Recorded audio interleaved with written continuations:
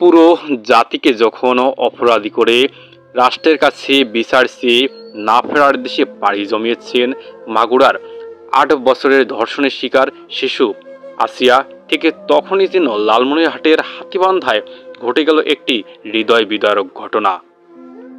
সম্প্রতি হাতীবান্ধায় একটি ৭ বছর বয়সী মেয়ে শিশুর যৌনাঙ্গে নির্যাতনের অভিযোগ উঠেছে জহুরুল মোল্লা নামে এক যুবকের বিরুদ্ধে।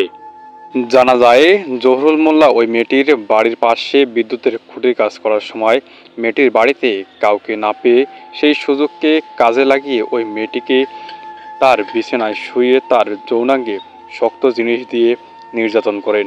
এ সময় এলাকাবাসী টের পেলে সেখান থেকে পালিয়ে যাওয়ার সময় আটক হন জহুরুল মোল্লা এবং মেয়েটিকে দ্রুত উদ্ধার করে হাতীবান্ধা উপজেলা স্বাস্থ্য কমপ্লেক্সে ভর্তি করান।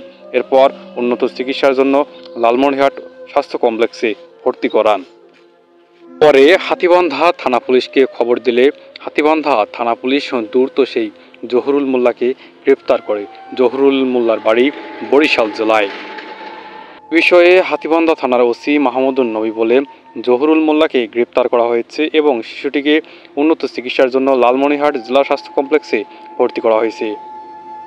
সেই সাথে গ্রেপ্তারকৃত জহুরুল মোল্লাকে জিজ্ঞাসাবাদ চলছে এবং জিজ্ঞাসাবাদ শেষে জানা যাবে কী কারণে তার যৌনাঙ্গে নির্যাতন করেছেন সে।